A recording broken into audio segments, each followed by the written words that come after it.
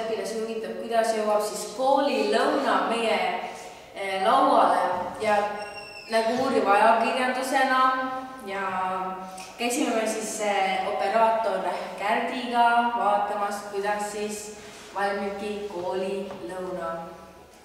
Täna lähme siis vaatama Kukadeni, kes teeb meile süüa. Lähme vaatama, kuidas see kõik see toiming kõigis on. Ja et sinna saaks minna, peame panema ennast riidega sellele vastavalt.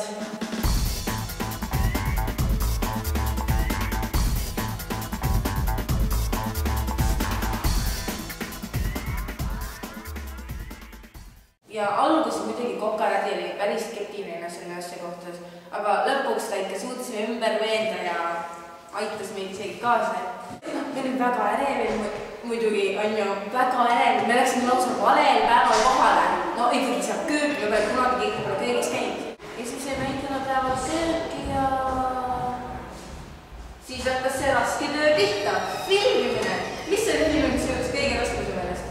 Kõigile hästi kiire selles jõudnud järgselt kaameraga neile. Nüüd me oleme siis koolisööklas ja siis hakkasi vaatama nüüd köögi poolt, kus need head toidud valmivad. Tule.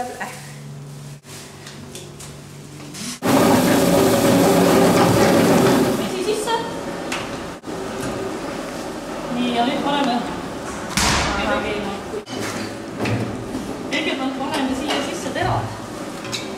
Kas tahame teha kumbikuid, tahame teha kange või oleneb, millised asju me teha tahame. Täna me teeme kumbikud.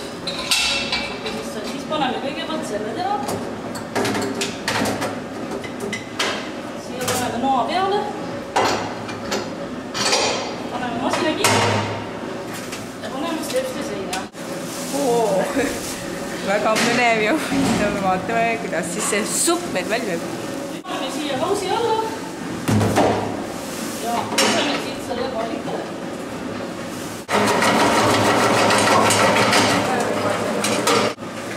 Ja nüüd ta töötab juba automaatselt, kui sa selle siit üles võtad selle klapi, siis ta ei tööta. Laseme tööta.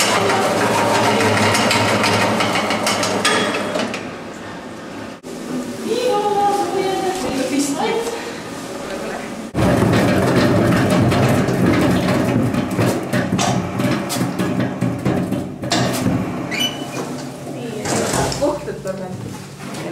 Et nüüd tuleb noaga veel üle teha, et sa puhtalt neid ei tee. Täna siis tehti need pannkoogid, mis on meie kooliõpilaste lemmiktoit. Magustit, jah. Meie oma kooliõpilased teavad ju, kui suured need pannkoogid on ja neil mahtus 6 tükki sinna. Ja, et see oli ka väga suur pann, oli see ikka väga suur pann. Ja siis seal oli ka pannkoogid ainas tehti segamismasinaga ja see vispel. Nii suur vispel. Nii suur vispel oli siis suur tainapinn ja siis seda segati, see oli väga naljakas. Läheb ilusti kõik paika. Siis paneme vispli. Vispel peab minema ka niimoodi alla, et ta ilusti ära fikseerib. Tõstame puti ülesse. Paneme kaitsevõre peale. Saame käiba. Ja siit saab nüüd võtta kiirust. See kõige madalam. Siit läheb järjest kiiremaks. Aga kuna me ainult segame, siis meil ei ole väga suur kiire vaja, siis paneme valmis aastasse. Nüüd ta siin vaikselt valmib. Seega saame teha teisi töid vahepeal. Kokal on vaata, kui meil on masin, et juba kõiki neid tundma peast, kus saab soojemaks kiirust, vähendab nagu ma ei tea, tohutult suured külmkapid olid seal. Vähemalt pott ka ja liha jaoks oli seal eraldi ruum. Siin siis tehakse kõik lihad, kotletid, asjad, supilihad. Siin on lihasulatusklapp, siia pannakse sulama liha, külmutatud liha näiteks. Homme on meil, mis meil homme on? Homme on asuliha on siin kapis sulamas.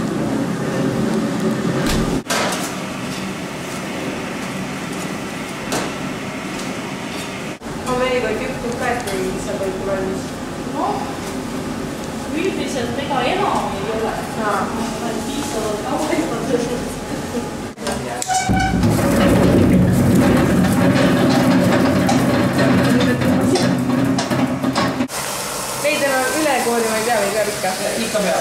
ikka noaga võtad need silmad välja, siis noh, seda see masin nagu kõiki võtab.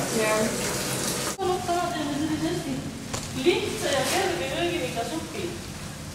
Pannkook on küllaltki selline tugev ja rahvane toit, siis teeme täna selle köögiviga supi. Sabatada.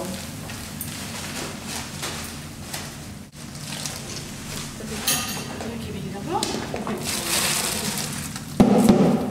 Nii. Las tema vist vaikselt keeb. Toit on teie nagu enda lemmik? Minuga? Jah. Üldiselt mina eriti toitu ei vali, ma võin öelda, mis toitu ma ei armasta. No, mis see ei armasta? Mina näiteks ei armasta piimaköögivilja suppi.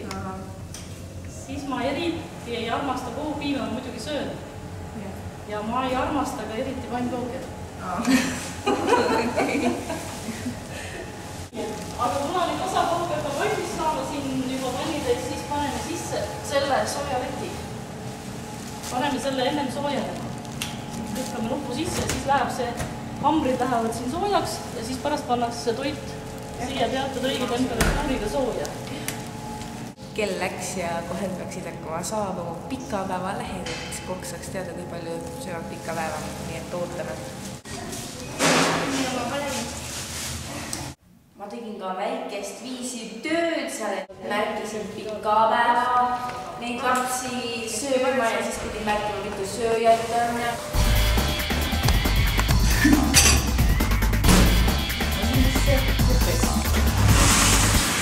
Tuleb pärast sellega pesta või?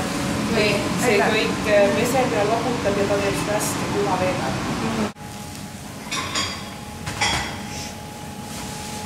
Siia kartuli juurde ja võdiseb.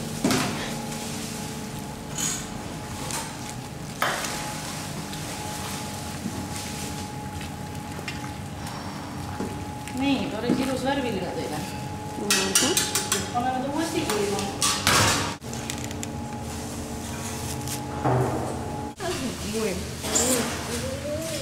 Nüüd enam-vähem me teame, mis selle tulemus on. Ja me aitäh, tahame teile sõnada. Aitäh, et lubasite meid siia kööki. Ja siis aitäh. Suur aitäh. Ja siis tubli. Jah.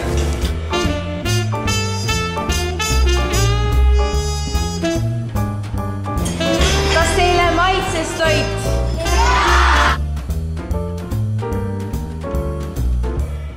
Teadupärast on meie kooli lõuna siis tasuta, aga nagu me teame, ka tasuta lõunaid pole olemas. Kuidas on see võimalik? Aga miks te üldse arvate, et koolilõuna on tasuta? Sest ma ega meie klassilapsed ei maksa selle eest. Nojah, see ilmselt ongi natukene kurb koht ka, et lapsed arvavadki, et see on tasuta, et võib-olla oleks parem, kui nad peaksid ise maksma, et siis võib-olla nüüd ära oleks natukene vähem, kui nad teaksid, et tegelikult ju sellest makstakse. Koolilõuna arvestuslik summa on 15 krooni. Osa sellest nüüd maksab riik, mis on seadusega määratletud ja see on 11 krooni ja vist 73 senti. Ja selle vahe maksab siis meie valla puhul kinni vald. Aga selle raha on jällegi nagu riik loomulikult eelarvesse pannud. Ja teiste valdade lapsed, kes käivad meie koolis, need kas maksavad ise Kuressaarest, Külmandast, aga Torgumaad maksavad jah siis kõik, et Torgu vallal maksab ka kooli selle ootetöödu maksab vald kinni.